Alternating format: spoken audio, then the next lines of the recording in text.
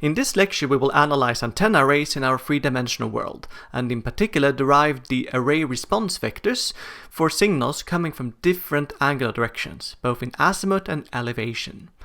And that is important when analyzing users located in different angular directions. We can also take the antenna directivity into account because it depends on different angles. And when it comes to channel modeling, we will look at different scattering clusters having different angular directions and also take multi-carrier systems into account. To analyze how an antenna array behaves when waves can come from any direction in 3 dimensions, we need to make use of the spherical coordinate system. So if you're used to considering Cartesian coordinates, where we have the x, y, and z axis when we are describing a point in space, well then the spherical coordinate system is instead making use of 3 other parameters. One is the distance, d, from the origin, and then there are 2 angles, one called the azimuth angle. This is an angle that rotates in the xy plane, so it enables us to move around the equator. So this is an angle that is going from -pi to +pi. So we are rotating around the globe. Then there is an additional angle called the elevation angle that is moving up from the North Pole down to the South Pole of this sphere here. So we call it theta, and we call the azimuth angle phi. And theta only needs to go from -pi/2 to +pi/2, because taking us to the other side of the globe is done by moving along the azimuth angle. So we have Cartesian coordinates, x, y, z. We have spherical coordinates, d, phi, theta. And there is a one-to-one mapping between them. X is equal to the distance d multiplied with the cosine of the azimuth angle and the cosine of the elevation angle. When it comes to y, we have d, we have the sine of the azimuth angle, the cosine of the elevation angle, and finally z is only determined by the distance d and the elevation angle theta. When it comes to spherical coordinate systems, there are actually other ways that it can be defined. For example, sometimes the elevation angle is changed to something called the zenith angle. But in this case, we will utilize the azimuth and elevation angle, and when we put both of them to 0, then we are moving along the x-axis. And for that reason, this coordinate system is very useful when you're placing an array along the y-axis, and we'll like to consider what happens when waves are coming along the x-axis or from other directions as well. Apart from analyzing antenna arrays, we also can analyze the directivity of practical antennas using the spherical coordinate system. So for example, a so-called cosine antenna have an antenna gain which depends on the elevation and azimuth angle. And in this case it's equal to 4 times the cosine of the azimuth angle and the cosine of the elevation angle. And it's only like that when we have azimuth angles from -pi/2 to +pi/2. So it's essentially in one particular half space here that the antenna is radiating, and there is nothing radiated to the back, which is quite typical for a patch antenna. So we have 0 for the back side. And this graph here is showing exactly what is happening in those cases. We have different antenna gains at different locations. At the back side there is nothing at all, so it's essentially -infinity because we're using decibel scale here, while we have an amplification up to 4 in the main direction here of the antenna. And 4 is represented in decibel scales by 6. So 6 dBi is the antenna gain that this antenna has, and I is then representing how much stronger the antenna is as compared to an isotropic antenna that is radiating its energy in all 3 dimensions equally much. So the gain is always equal to 1 for an isotropic antenna. All directive antennas must satisfy the property that the radiated energy is the same, it's just redistributed in a different way over the sphere. So for any gain function like this as a function of the 2 angles, if we are multiplying it with the cosine of theta, which is something that we need to do whenever we are integrating over the surface area of a sphere, and we integrate over all the azimuth angles and all the elevation angles, then this integral will become 1 when we are dividing with the surface area of a unit sphere, which is 4 pi. And this property, the conservation of energy, is satisfied by this cosine antenna, by isotropic antenna, and by all antennas. We will now use the spherical coordinate system to analyze the setup where a transmitter is radiating a signal, and we have a receiver that is in the far field of it, so the impinging wave looks like a plane wave that is just moving along one direction. We have 2 different antennas that we're analyzing here, and the important thing is how these 2 antennas are related to each other. There is a vector u that can be placed between these 2 antennas. And what we would like to figure out is what we know as the array response. What would be the phase difference between the signal when it's arriving at one of the antennas versus the other antenna? And the relationship will be determined by u and by the direction from which the plane wave is coming. So let omega define the direction here that the plane wave is coming from, and this is a unit length vector. Then the wave will in this case first hit the upper antenna, and then it will reach the lower antenna. And there is an additional distance here that the wave will have to move.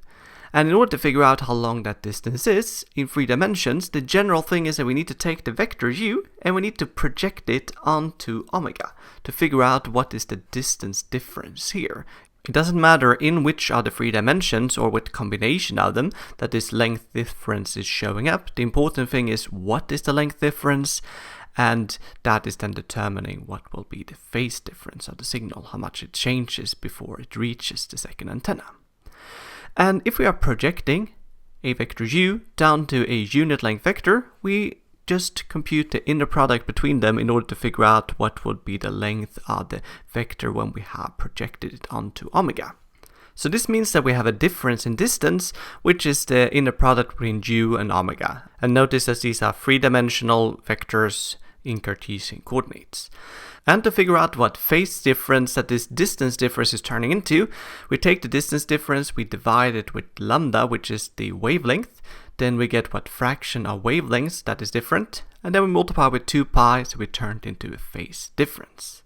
So omega is defining the direction from this antenna toward the transmitter. And if we use spherical coordinates, we can rewrite it using the direction in the azimuth and then the elevation domain towards the transmitter.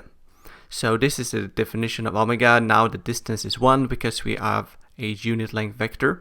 So we have the cosine and the sine of the azimuth angles, and here we have the elevation angles. And if you compute the norm of this one, you will see that it's a unit length vector. So when the plane wave comes from a particular set of angles here, then we have a mechanism of computing the phase difference at any 2 antennas. And let's look at how we can utilize that. Say that we have m different antennas. They are located at different locations in the 3-dimensional world. u1, u2, um, these are the different locations of them. And we have a plane wave arriving from the phi theta direction. And we know how to compute the phase difference between any pair of antennas. And in order to get an array response vector that is telling us what are the phase difference between all of different antennas, what we usually do is that we are relating the phase to an antenna that is in the origin. And maybe we have an antenna there, or we don't, it doesn't really matter. The important thing is that we are setting the phase to 0 in the origin, and then this is the phase difference with respect to that antenna. So for the first antenna located at location u1, we get the inner product between u1 and omega, which is this unit length vector. And then we have u2 times omega, we have um times omega, and all of them are multiplied with 2 pi divided by lambda. And we have e to the power j of that phase difference. So this is the mechanism of computing the array response vector for a plane wave coming in from any particular direction, and we can have any shape of our array. And for a free space line of sight channel like this, we could also consider that there is a distance d that is approximately the same to all of the antennas when it comes to computing the channel attenuation, and then the channel vector g would be the array response vector multiplied with this factor lambda divided by 4 pi d. This is now assuming that all of our antennas here are isotropic antennas. Let us now utilize the theory to analyze a uniform linear array. Once again, we have considered them previously in the course, but now we will analyze its array response in 3 dimensions. So a linear array is telling us that the antennas are placed along one line. Now we are putting them along the y-axis. Uniform means that the separation between any 2 adjacent antennas is the same all the time. Let's call it delta.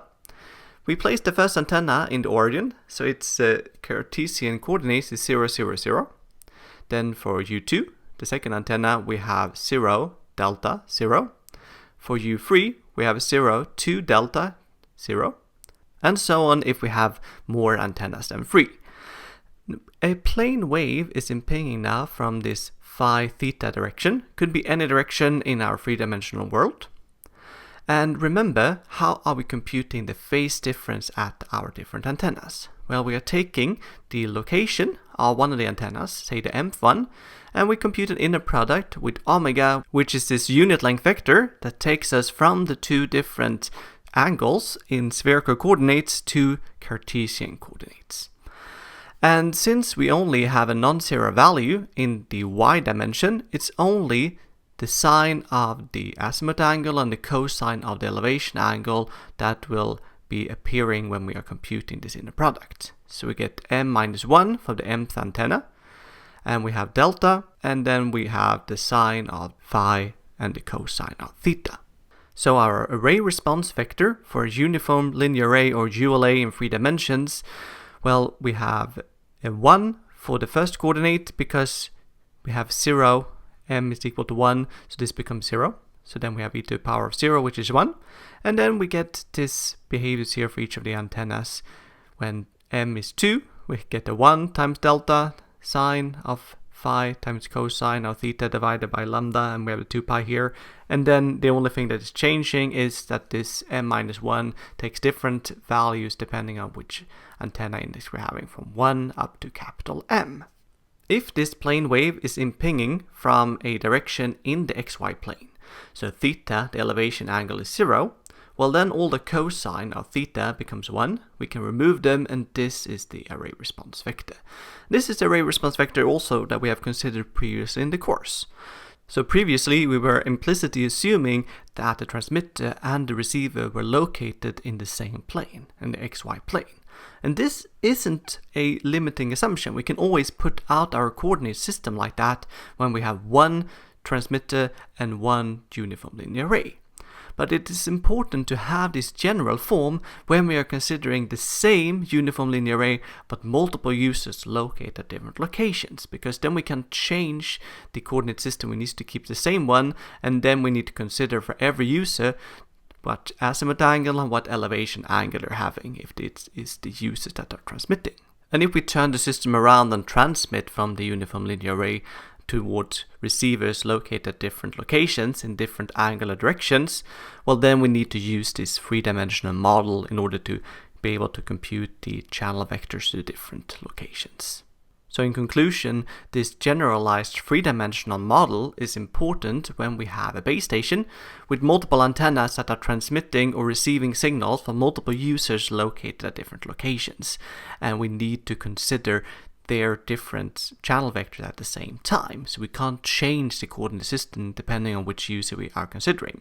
But we need to have a representation that is taking every user's angular values into account in the same model.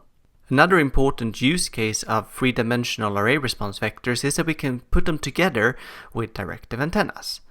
So suppose we have a uniform linear array with m antennas, but each antenna is directive. We will consider the case when we have an isotropic transmit antenna located in spherical coordinates like this, at distance d from the origin, in phi theta angles, and the uniform linear array is receiving that signal, but every antenna in the array have the same antenna gain function, g of phi theta. In this case, the channel vector will look similar to what we have considered previously. G is an m-dimensional vector. We have the array response vector here for a signal coming from that particular angle. Here we have the attenuation that we will get if we had antennas that were isotropic at the receiver, but we don't have that. We have this gain function. And since we are considering the amplitudes when we are considering the channel vectors, we take the square root of it and multiply it like this. And since every receive antenna is assumed to have the same gain function, we can multiply it with the scalar in front here and not having to put it into the array response vector. So in general, we have an array response with directive receive antennas that looks the same as before, but we need to multiply with this additional factor that is telling us what kind of amplification or loss we have in the direction where the signal is coming from. If we would use this channel vector to compute the capacity of our MIMO or MISO channel, well, what is showing up there is the squared norm of the channel vector. And if we compute it in this case, we get the gain function, we get the square of this term that is telling us what the channel attenuation is going to be, and then we get the squared norm of the array response vector. And since every entry of the array response vector contains a complex exponential, its magnitude is equal to 1, so if we are summing them up, we get m. So we get the same kind of beamforming gain or array gain as we would get without directive antennas, but in addition to that we have an amplification or attenuation that is determined by the gain function of the antennas for that particular direction from which the signal is coming. So as long as the gain function is non-zero for the angular directions from which the signal is coming, we will benefit from adding more antennas in the sense of getting a beamforming gain so that the received signal power is growing proportionally to the number of antennas, even if the proportionality factor is also determined by the gain function of the antennas. To study the impact of this gain function further, let us consider that we are transmitting from an array with multiple antennas, and we are transmitting towards a receiver which is not located in the broadside direction here, that is perpendicular to the direction of the array, but in a slightly different direction. And in particular, suppose our antennas here are cosine antennas that we were describing previously, which have their maximum gain in the broadside direction like this, which means that the receiver is not located in the direction where we have the maximum gain of the antennas. And suppose that we are considering two different cases. One where we have our uniform linear array, we are beamforming towards a receiver. We have to live with that the individual antennas don't have their maximum gain in the direction of the receiver, but we can still get the beamforming gain as we were describing. However, suppose we could rotate mechanically the array like this, so that we now have an array that is pointing towards the receiver. All the antennas have their maximum gain towards the receiver. Let us compare the radiated signals in these two different cases. So here I'm showing the beamforming and antenna gain jointly on the vertical axis, and then we have different angular directions, and they are defined still with the azimuth angle being 0 towards the right here. The receiver is located in the angular direction pi/4 and theta equal to 0. We have 10 antennas and we have half wavelength spacing between them. If we are carrying out standard beamforming, electrical beamforming in the sense that we are changing the phase of the emitted signals so that we get a signal beam towards the receiver, then we get the blue beam pattern like this. We see that we have the maximum gain in the direction leading towards the user. And what gain do we get in this main lobe here? Well, we have 10 antennas, so that will provide us with a beamforming gain of 10. But then we also have a slightly larger number because of the antenna gain. However, if we would rotate the array, then we get an even stronger signal in the direction towards the receiver. Why is that? Well, in that case, every cosine antenna have their maximum gain of 4 in the direction leading towards the receiver, because we have rotated the array to provide that maximum gain in that direction. 4 in decibel scale is equal to 6. So 10 times 4 is 40. In decibel scales, that is 16. So we get in beamforming and antenna gain jointly, that is 16, which is larger than what we will get with beamforming, which is larger than what we get with electrical beamforming. And the beamforming gain is actually the same. It is the antenna gains that are different depending on how the arrays are rotated. So of course we could build systems in reality where we have antenna arrays that are mechanically rotating depending on where the users are, but the benefit with electrical beamforming in the way that we have been describing it in this course is that we can just put up the array, we can phase shift the emitted signals in order to form a beam in the angular direction leading towards the receiver, without any mechanical changes at all in the array structure.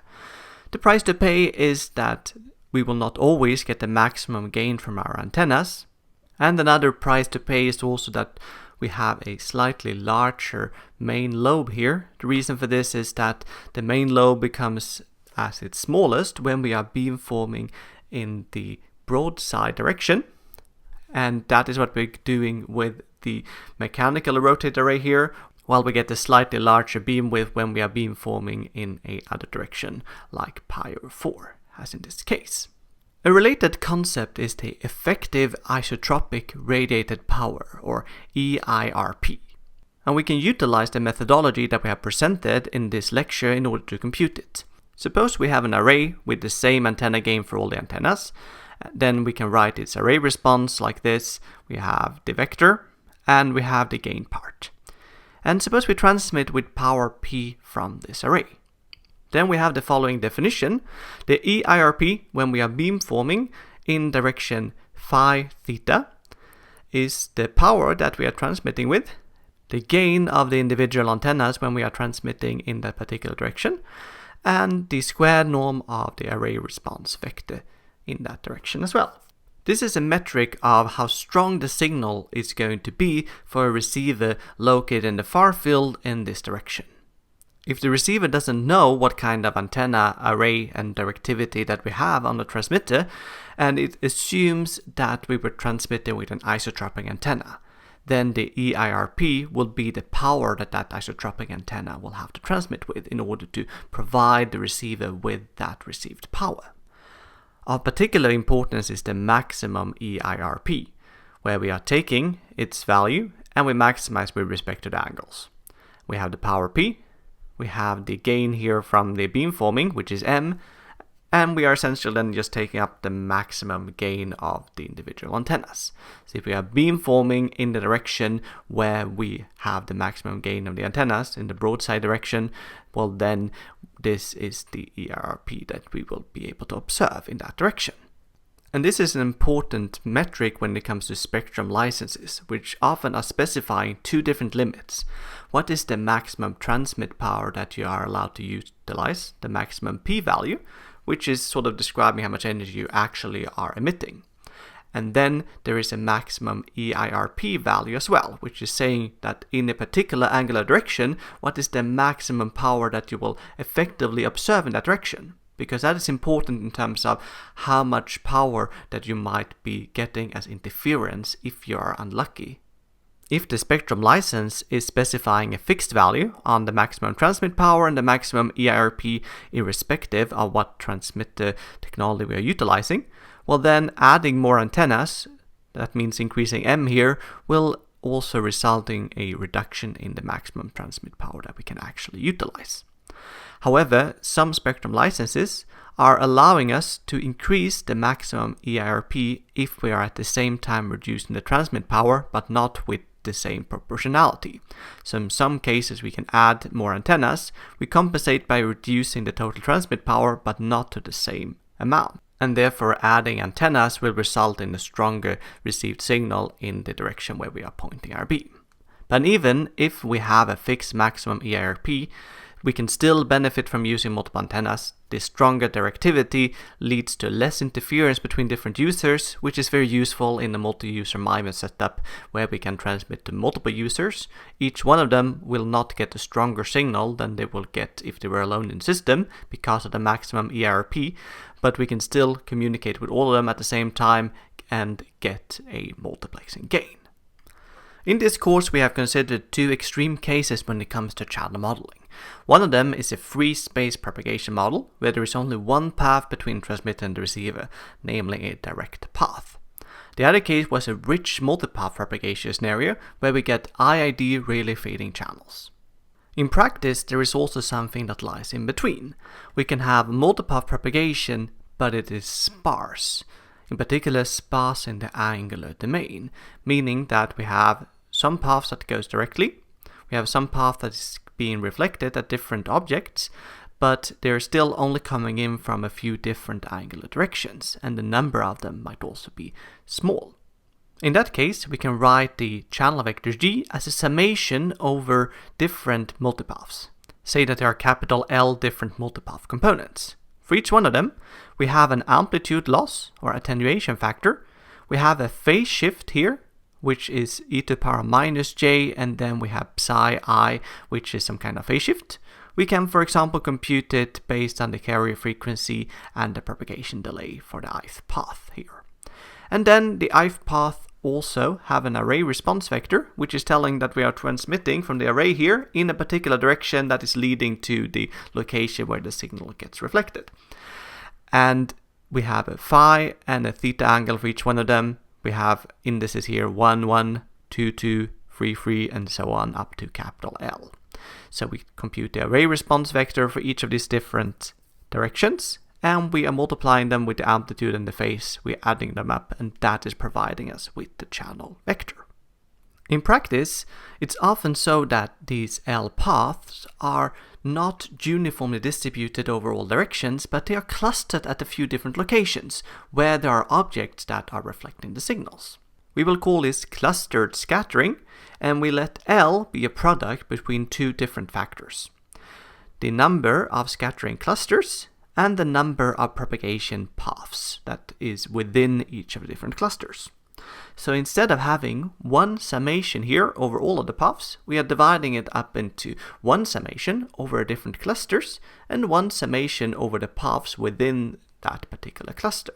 For each path, there is an individual amplitude, there is an individual phase shift, but the important thing is that all of the paths are sharing approximately the same angles. So the azimuth and elevation angle for a particular cluster is assumed to be the same here. So we have a weighted sum here of NCL for NCL clusters. Each of them have an array response vector, and they are multiplied with the summation of scalar values that are describing the amplitude and the phase shift of the individual paths. In clustered scattering, we might have a limited number of clusters, but we might have many paths within each cluster. In that case, we can apply the central limit theorem to say that this summation here over all of different paths will result in something that is approximately Gaussian distributed, because the amplitudes will be varying randomly to some extent, and the phase shift will be uniformly distributed, and that would then result when we have many paths in a complex Gaussian distribution. So with clustered scattering, we might get a channel model where the channel vector is equal to a summation over different array response vectors multiplied with Gaussian distributed random variables that are determining the strength and the phase shift of the individual clusters. And in the extreme case, when the number of clusters is also growing large and they are distributed over all angles, that is when we get the IID Rayleigh fading scenario that we were considering previously in the course. This clustered scattering model can be utilized for Simon MISO channels. We can also extend it to a clustered MIMO channel, where we have M transmit antennas and K receive antennas. For the transmitter, we have an array response vector, AT, that is dependent on the angle of departure. And at the receiver side, we have the array response vector AR, which is dependent on the angle of arrival of a wave. Suppose that in between transmitter and the receiver, we have capital NCL clusters, located in different angle directions. Towards each cluster, there is one angle of departure that is reaching it, and from the cluster towards the receiver, there is one angle of arrival that is telling us that all the signals coming from this cluster is coming in from approximately the same set of angles. And we can define this for every cluster, one angle of departure, one angle of arrival. We can now obtain a clustered scattering model for this MIMO channel. We have a channel matrix G, which is K by M. We have a summation over all the different clusters. For each one of them, we have the array response vector for the transmitter for the particular angles of departure. We have the array response vector for the receiver for the particular angle of arrivals. And then we have a summation here over all of the paths that are coming from within each of the different clusters. And if we have a large number of paths here, well then this will result in a complex Gaussian distribution from within each of the different clusters. And for a MIMO channel like this, Typically, the rank of the channel will be the minimum of the number of transmit antennas and the number of receive antennas. And it's also limited by the number of clusters that we're having. So if the number of clusters is smaller than the number of antennas, well, then that is a limiting factor. However, if we have many clusters, then it is the number of antennas that is limiting our channel rank, and thereby also the multiplexing gain. We have so far considered this discrete memoryless channel all the time, where we are transmitting one signal and it makes it over the wireless channel, but the combination of all of the paths is just resulting in a complex value here that is describing the joint amplitude and phase difference of the combination of all the paths, and then we're adding noise. However, if we have a lot of bandwidth, then the symbol time will be shorter and shorter. Then the components that are arriving from the different paths will arrive at different times, and those times might no longer be overlapping. And in that case, we get a discrete channel, but with a memory. It's not memoryless anymore. In that case, the received signal at time L will be a summation over multiple signals, both the signal that we are transmitting right now over the fastest path and previous symbols received over paths that have a longer propagation delay. So this summation here is describing that we have a summation over capital N different entries, 0 to n minus 1. When n is 0, we get x of L here. Then we get x of L minus 1, x of L minus 2, and so on. It is old copies of the signal that we're transmitting, multiplied with different factors here that are describing the channel of those particular delayed copies. We say that this is an n-tap channel because it is described by a FIR filter with G0 to Gn minus 1. And then we're adding noise, and that is giving us the received signal. So the memory that this channel is having is creating some kind of intersymbol interference.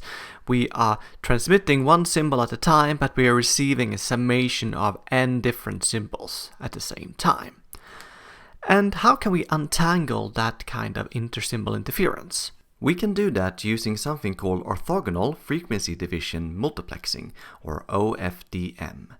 This is a way of handling the intersymbol interference by transmitting blocks of signals. And what we should remember is that the channel is containing a certain number of taps, n. And we are transmitting a block with s symbols in time, where s is greater or equal to the number of taps. And usually it is much larger than the number of taps. But for notational convenience, we will fill in with 0 value taps in the end, so the number of taps is actually equal to the number of symbols that we're transmitting. So we have a block here with symbols transmitting one after the other in time. And we know that in the beginning in particular, there should be copies of old signals. Signals that was transmitted before we actually start our communication. And we want to control what they contain, otherwise we will have some interference that we can't deal with. The solution to that problem is to take the n-1 last symbols and put them first. We call this a cyclic prefix because now the signal is essentially cyclic in the sense that what is starting here is appearing at the end again. And then we are transmitting the sequence of n-1 plus s symbols over our channel. But we only care about what was actually transmitted over the s last symbols. So we throw away what was received when we were transmitting the cyclic prefix. But we still know that what was transmitted here will impact the first received signals within these s symbols that we are actually transmitting real data within. The received signal during these last s symbols can be written like this, in a vector form with y0, y1, ys-1. So we number them from 0 to s-1 like this. And the transmitted signal at the same time is x0, x1, down to x of s-1.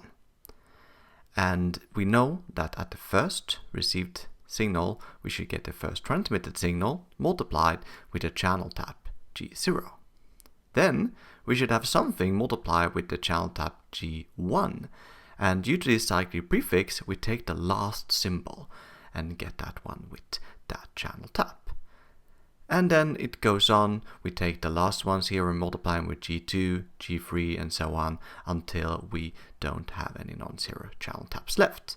And since we are filling in with 0 so that we can denote all of the taps as having g of something, then we have all of those filled in here. At time 1, we are transmitting x1, and we are then multiplying it with channel tap g0. Then we are getting x0 with a delayed channel tap here, g1, and then we get copies from the cyclic prefix in the end here. And then it goes on like that.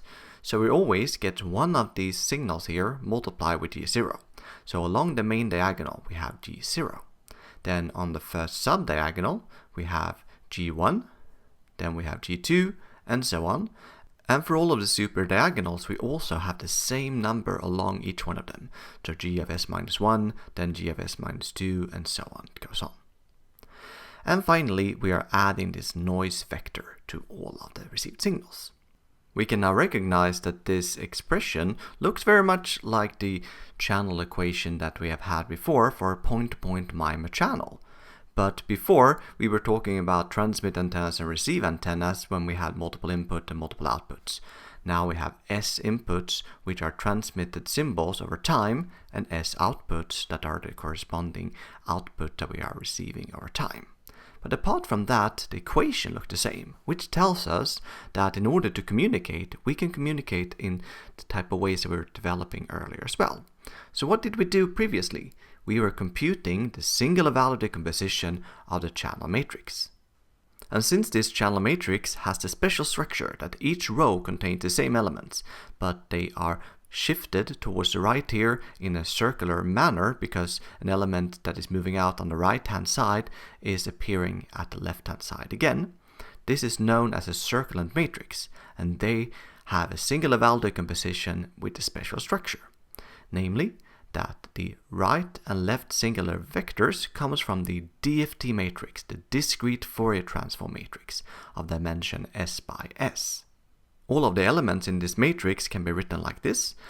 At row K and column M, we have a 1 over square root of S term, and then we have e to the power of minus j 2 pi k minus 1 times m minus 1 divided by s. So when we are changing k and m, we are getting this complex exponential to different exponents. The discrete Fourier transform matrix is unitary, so we have a unitary matrix on the right hand side and the left hand side. Then we have a diagonal matrix here with the singular values, and they can be computed in this particular way. So for a singular value I here, where I goes from 0 to s minus 1, we have a summation over all of the channel taps. And now I'm only summing up to n minus 1 and not including these additional ones that were 0 because they don't really make any difference. And then we take that channel tap and we multiply with e to the power of minus j 2 pi li divided by s. So this is terms of this kind as well. So knowing that this is the singular value decomposition, what can we do? Well, we can process our transmitted and received signals in the way we have talked about previously, with the point-to-point MIMO processing. And what will this mean? Well, DFT matrix is used to transfer a time domain vector to a frequency domain vector. So taking the DFT matrix here multiplied with the time domain vector will essentially mean that we are transmitting a signal over the frequency domain. And similarly, when we are multiplying this received signal vector with the DFT matrix to remove this term here, then we are transferring the received signal from time to frequency. So what we are essentially doing is that we are creating multiple sub-carriers. We are transferring our information over S different frequencies that are around our carrier frequency. We are numbering them from 0 to s minus 1. Thanks to the MIMO processing, we get orthogonal signaling over these different subcarriers. And each one of them is described by a discrete memoryless channel. So if we let x bar I be the ith element when we are taking this DFT matrix and multiply it with this vector here with transmitted time domain symbols, well, then this is one of our data symbols that we're transmitting. And then we are multiplying it with one of the singular values here, which is representing the gain of the channel at the subcarrier I. We get a transformed noise vector here, which otherwise had the same distribution as before, as we usually get when we are using MIMO processing, and the received signal at subcarrier I is what we get when we are multiplying this vector with a DFT matrix, and then we are transforming it into the frequency domain as well. So the important thing to remember here is that with orthogonal frequency division multiplexing, we are putting in our information in the frequency domain, and then we are transforming it into the time domain to get the x vector here that we are transmitting, and then at the receiver side we are multiplying with the DFT matrix to get rid of this one, and then we are getting S parallel discrete mirrorless channels that are of the same kind as they were before. The only important thing to remember is that the channels on the different subcarriers are connected to the physical channels with this equation. Let us now consider a multi-antenna system that uses OFDM and assume that every tap is represented by only one cluster.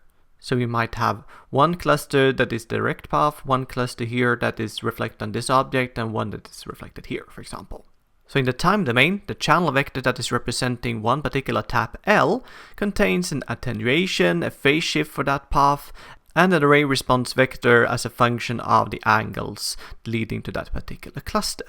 The channel vector that we will observe at subcarrier I will be something we call G bar I, which is a discrete Fourier transform of the different taps elements. So we get the summation over the different taps as before. Each tap has this particular form from here.